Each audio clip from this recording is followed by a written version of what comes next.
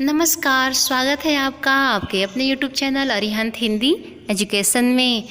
Video में बढ़ने से पहले मैं आपको याद दिला दूं, यदि आप मेरे चैनल पर नए हैं तो प्लीज़ मेरे चैनल को सब्सक्राइब करिए, लाइक करिए, शेयर करिए और कमेंट करिए। जैसा मैंने पढ़ा उसमें था रीतिकाल की समय सीमा, जो विक्रमी संवत 1700 से विक्रमी संवत 1900 तक की मानी जाती है। और रीतिकाल के प्रमुख कवियों की चर्चा हुई थी, रीतिकाल के नामकरण के बारे में चर्चा हुई थी। आज हम लोग रीतिकाल की प्रवृत्तियों के बारे में जानेंगे, यानी उस रीतिकाल के काव्य की क्या विशेषताएं थी, इस विशेषताओं का अध्ययन हम लोग इस वीडियो में करेंगे। तो चलिए बढ़ते हैं वीडियो की तरफ। रीतिकाल की प्रमुख प्रवृत्तियाँ। इस काल में काव्य रचना सामंती छत्र छाया में हुई, अतः उसमें वो सभी विशेषताएं पाई जाती हैं जो दरबारी काव्य में होनी चाहिए। रीतिकाल का कवि जनता का कवि नहीं था, बल्कि वो राज दरबार का कवि था, क्योंकि राज दरबार में रहने के कारण कवि लोग का जो सामना आम जनता से नहीं हो पाता था, यानी वो आम जनता की समस्याओं को नहीं समझ पाते थे। वो केवल राजा के साथ रहते थे और धन के लालच में, कुछ स्वर्ण मुद्राओं के लालच में केवल राजा के गुणगान ही करते थे। और उस समय का पूरा काव्य जो था नारी के चारों ओर केंद्रित था और उसमें रसिकता की प्रधानता है, यानी रीतिकाल के काव्य में किसकी प्रधानता है? रसिकता थी। और उसका केंद्र बिंदु कौन था? रीतिकाल के काव्य का केंद्र बिंदु नारियां होती थीं। इस काल के काव्य की कुछ प्रमुख विशेषताएं देख लीजिए। रीति ग्रंथों का निर्माण। रीति का मतलब मैंने बताया था, पद्धति, यानी एक लीक जिस पे चल पड़े सब लोग, वही एक सारे लोग एक ही मिलके काम करें, लक्षण ग्रंथ की लिखने का काम। और नायिका वर्णन, श्रृंगार रस, अलंकार, ये सब चीज़ें जो थी एक परिपाटी चल पड़ी थी, तो इस वजह से रीति उसको बोलते हैं, यानी पद्धति बोलते हैं। तो रीतिकालीन कवियों की प्रमुख प्रवृत्ति था रीति निरूपण। रीति निरूपण मतलब लक्षण ग्रंथों की रचना करना। इस प्रवृत्ति को ही प्रधान मानकर आचार्य शुक्ल जी ने इस काल का नाम रीतिकाल रखा है। संस्कृत काव्य शास्त्र को हिंदी में रूपांतरित करना ही रीतिकालीन आचार्यों का काम था, किंतु संस्कृत काव्य शास्त्र में जो सूक्ष्म चिंतन एवं विश्लेषण है उसका यहाँ अभाव है। यानी उस समय के जो कवि होते थे वो क्या करते थे, जो संस्कृत में रचे हुए थे, जो संस्कृत में रचनाएं लिखी हुई थी, उसी का ही ये लोग रूपांतरण किए और इन्होंने कुछ नया नहीं किया। मतलब कि ये खुद से नया नहीं करे, जो भी करे उसी में अलंकार रस छंद नए नए भर के उसको मतलब एक नया दे दिया। तो केवल एक प्रवृत्ति अपनाया, यानी कुछ अलग हट के नहीं किया, केवल एक लीक पर चलते रहे, जिससे इस समय को रीति निरूपण मतलब उसी को कहा गया है कि इनका प्रमुख काम जो था रीति का निरूपण करना था। फिर है श्रृंगार रस की प्रमुखता। श्रृंगार रस रीतिकालीन कवियों के काव्य का केंद्र श्रृंगार है कि इस काव्य में नखशिख चित्रण के द्वारा नायिका के रूप सौंदर्य की झांकी प्रस्तुत की गई है। अब ये है नखशिख। नखशिख का मतलब है पैर के नाखून से लेके सिर तक वर्णन, मतलब कि नायिका का कोई अंग छूटा ना रहे, मतलब नखशिख, इसीलिए नखशिख बोला गया है कि नाखून से लेके सिर तक का पूरा वर्णन। तो यही रूप सौंदर्य प्रस्तुत किया गया है नायिका का।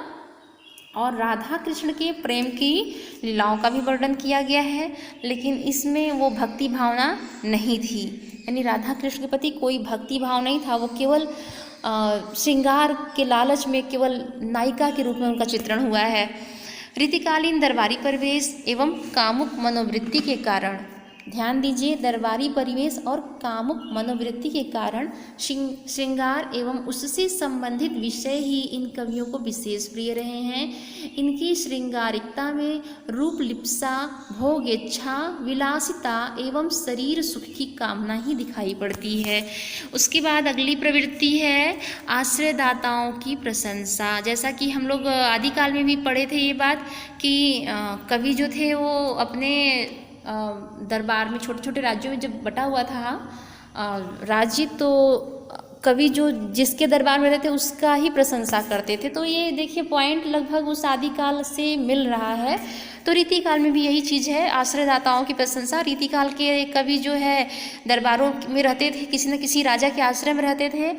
और जैसे बिहारी हैं, देव हैं, भूषण, सूदन, केशव, मतीराम आदि ये सभी कवि राज दरबारों से वृत्ति प्राप्त करते थे। वृत्ति मतलब रुपया पैसा यानी स्वर्ण मुद्राएं प्राप्त करते थे।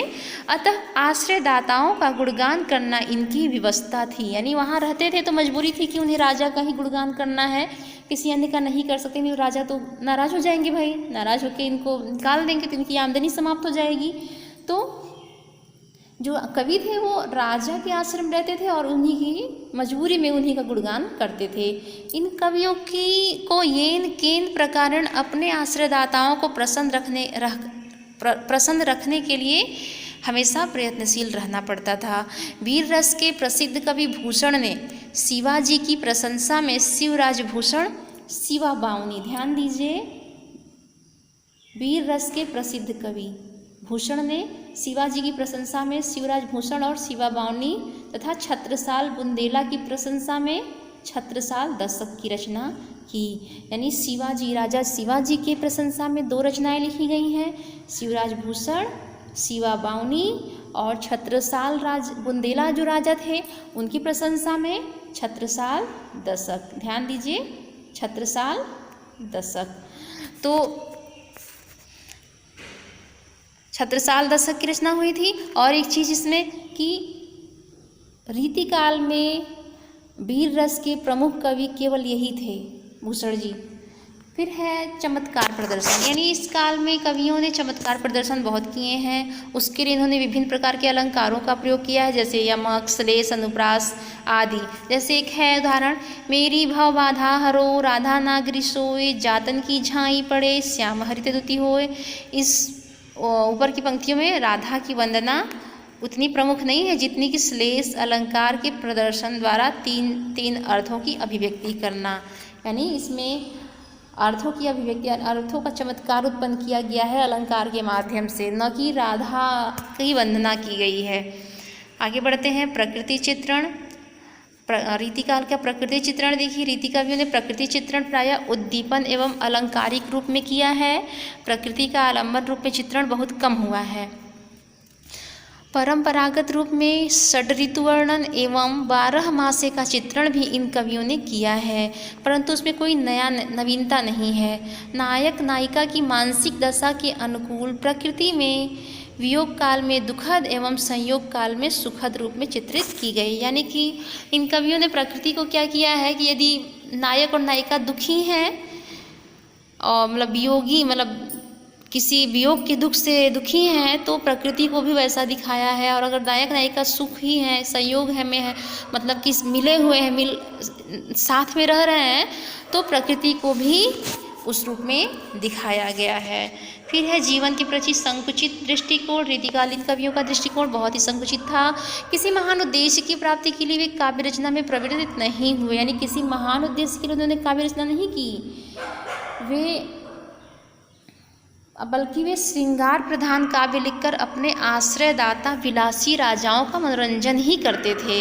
यानी इनके जीवन का कोई उद्देश्य नहीं था, काव्य रचना का कोई उद्देश्य नहीं था कि मतलब ये समाज को बदलने का कोई उद्देश्य नहीं था। ये इनका उद्देश्य केवल इतना था कि जो भी कविताएं रचें और ऐसा रचें कि जो राजा होते थे, भोग विलासी राजा जो होते थे, जो भोग विलास करने वाले, वो लोग मनोरंजन कर सके, संतुष्ट हो सके और इनको ज़्यादा से ज़्यादा रुपए, पैसे और मुहरे प्रदान कर सकें।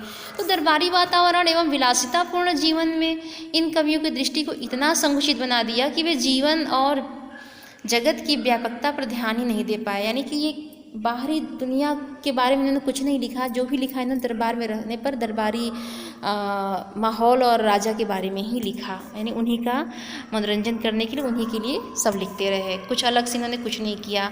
उसके बाद है मुक्तक काव्य रचना। रीतिकाल में प्रबंध काव्य के साथ साथ मुक्तक काव्यों की भी रचना हुई और अलंकारिता, चमत्कार एवं बहुज्ञता का प्रदर्शन करने के लिए भी मुक्तक रचना की प्रवृत्ति का विकास हुआ। तत्कालीन दरबारी वातावरण के लिए मुक्तक रचनाएं ही अधिक उपयुक्त थीं, क्योंकि राजा महाराजाओं के पास इतना समय नहीं होता था कि वे प्रबंध काव्य को सुनकर उनकी सराहना कर सकें। ध्यान दीजिए, प्रबंध और मुक्तक के बारे में हमने पिछली वीडियो में बात करी है, जिसमें मुक्तक क्या होता है कि मुक्तक एक कम छंदों वाला होता है, जिसमें छंद बंधन नहीं होते हैं। और प्रबंध काव्य क्या होता है कि पूरी लंबी धारावाहिक की तरह कहानी चलती है, जो काफ़ी लंबी चलती है, तो उतना टाइम किसी के पास नहीं होता। तो मुक्तक यानी थोड़े से में ही कम समय के लिए होता था, तो ये राजा लोग इसी को ज़्यादा पसंद करते थे, न कि प्रबंध काव्य को। फिर है ब्रज भाषा का प्रयोग। भक्ति काल में जो ब्रज भाषा कृष्ण काव्य तक सीमित थी, वह रीतिकाल में आकर पूरी तरह काव्य भाषा के रूप में प्रतिष्ठित हो गई। रीतिकाल में केवल ब्रज क्षेत्र के कवियों ने ही नहीं, बल्कि संपूर्ण हिंदी क्षेत्र के कवियों ने ब्रज भाषा में काव्य रचना की।